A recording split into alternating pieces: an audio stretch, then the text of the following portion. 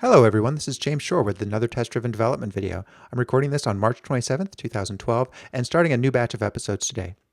Before we get started, I want to let you know about a training course that I'm putting on with Diana Larson in New York City. This is the Art of Agile Development Bootcamp. It's a week-long course where we cover everything about Agile development from planning to software delivery. And we have this really cool aspect of it where we actually deliver real software in 90-minute iterations. We get great ratings from this course. People love it. It doesn't get as much publicity as it deserves, I think, because we only offer this a few times a year.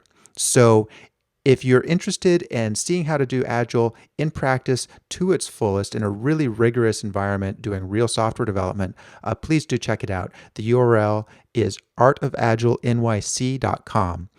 It's a great course, and I have to recommend it. So I hope to see you there.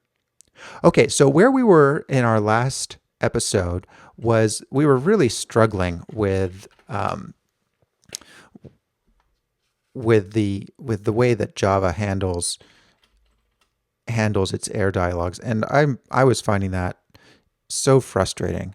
And the issue here, of course, is that long dialogues are just it's terrible UI polish. It's just really terrible. And what's shameful about it is that Java and Sun and now Oracle have known about this since 1998, and yet they don't think it's important enough to deal with. And it says something about where their priorities are.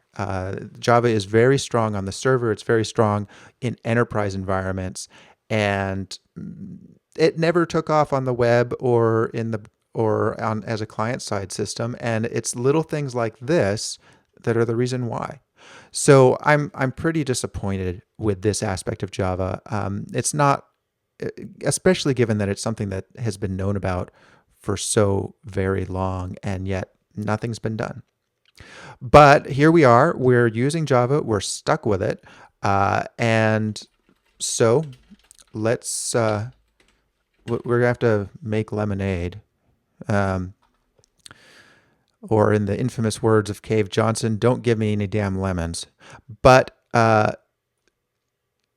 yeah.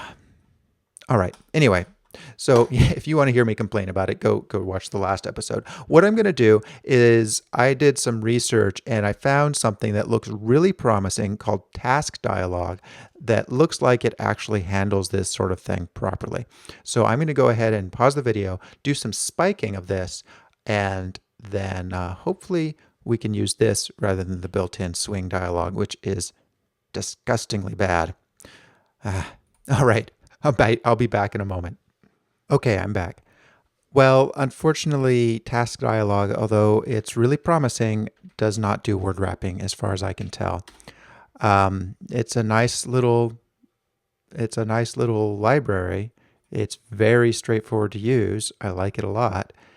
And it doesn't do the word wrapping. So that is unfortunate. It looks like we are back to square one. So I'm going to do a little more research, a little more searching, see what I can find. I don't want to spend too much time on this, though. This is one of those things that in a real production project does consume a lot of your time.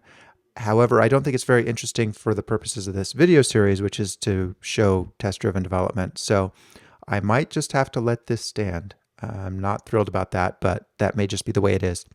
So I'm going to go see if I can find another third-party library that solves this problem. And if not, we'll just move on. So back in a bit. Okay, I'm back.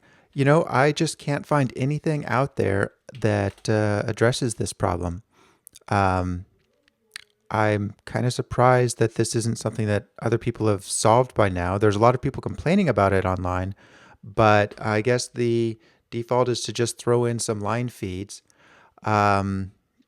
So we'll need to handle this properly at some point, but oh boy, it's a pain in the butt. So I'm going to put it down here with the polish items, and we'll come back to it or not at some point in the future. So we need a alert dialog that wraps long lines properly. For example, the save error dialog. So, I guess that's that. So right now, what do we have going? So we try to save something, and it doesn't work. Okay. So that's fine. I mean, it's not, but it's as good as we're going to get. And that's all Spike code. So let's go fix it and make it real code. I'm not sure how to do test-driven development with dialogues. I probably will approach it the same way we approached the file dialog. And as I recall, that was a bit tricky, but hopefully we can just do the same thing. So let's see, where would that be? Where is that? I think that's part of our application frame. Yeah. Yeah, okay. So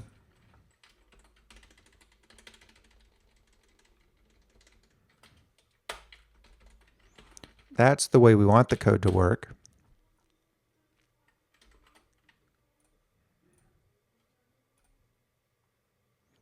Okay, so that's good enough for now.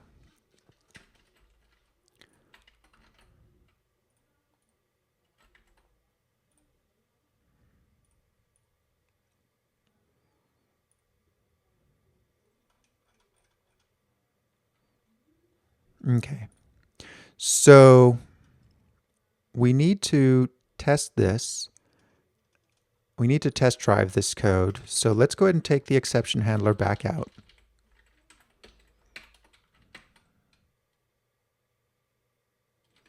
So right now, with that code back out, when we save, it will throw an exception, which is what we want right now.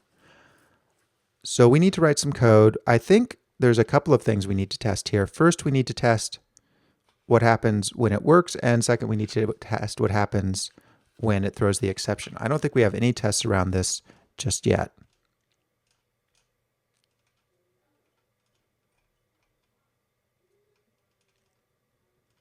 Yeah. Yeah, we've got save as menu should show save as dialog. That's good. We've got save as dialog should tell application model to save when the save button's pushed. That's good. We should have save as dialog should do nothing when cancel button is pushed. That's good. Okay, so we've actually got the application model being called. Great. So we don't need to test that. That's already tested. What we need to do, though, is we need to say save as dialog should handle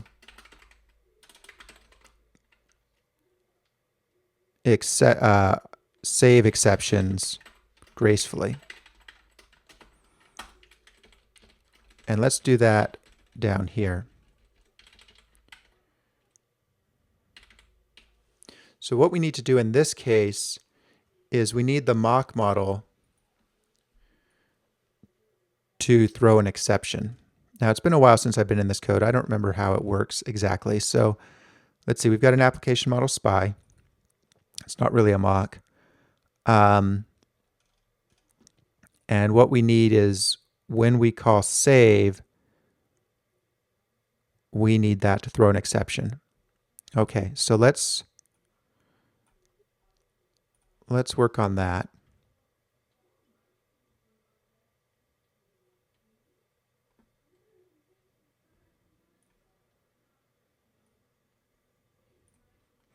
Let's see. Let's get this code compiling again real quick.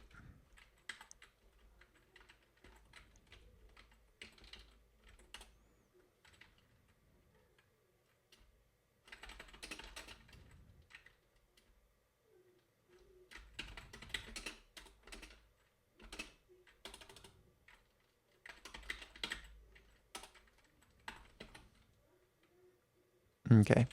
So are all our tests passing?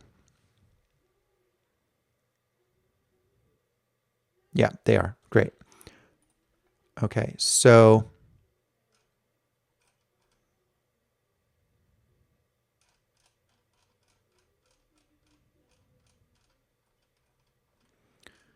we need our application spy to throw an exception when the save method is called. So let's make a little class.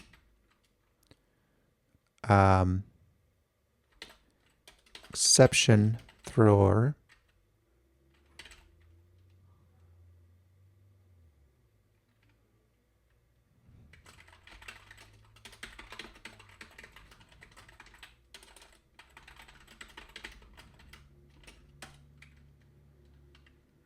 And we want to override the save method.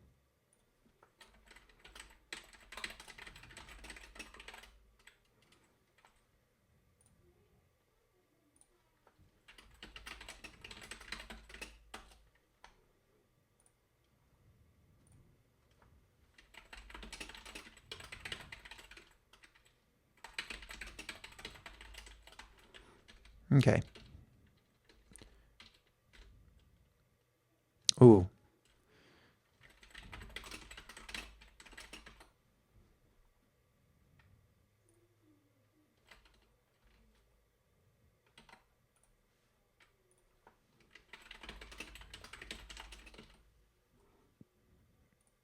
Okay. So that's not used yet, so everything should compile and pass its tests. Good. And now if we say, now we'll need to say mock model. Let's see, how do we do that? I'm kind of hacking away again, but this is kind of tricky and I'm not exactly sure how to approach it. Looks like I'm going to have to make a new frame with our new model. So down here, let's say frame equals new application frame, new exception throwing application model, and then we'll say frame.save, do save.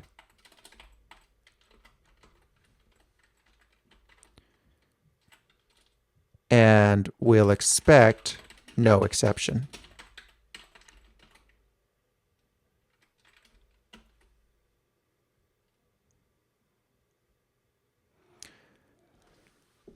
And it didn't fail, which means we didn't get an exception, but we should have.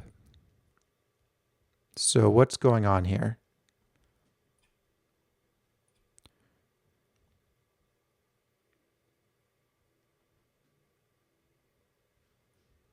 Let's try doing this directly.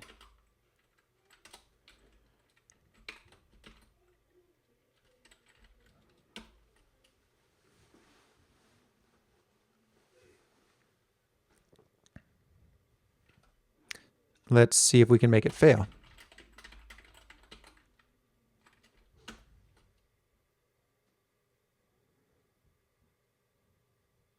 Okay, so we can make the test fail. So for whatever reason, this is not failing. Is that because we're not throwing an exception? Or is it because, oh, okay, so the issue here is that it thinks we're canceling because we didn't set these values.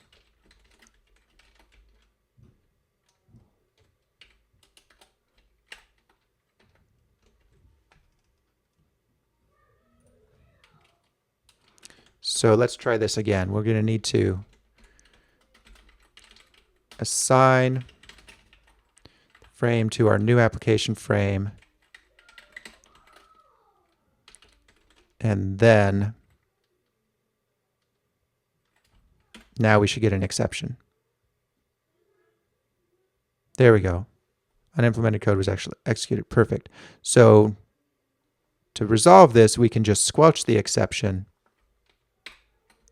and that should make our test pass.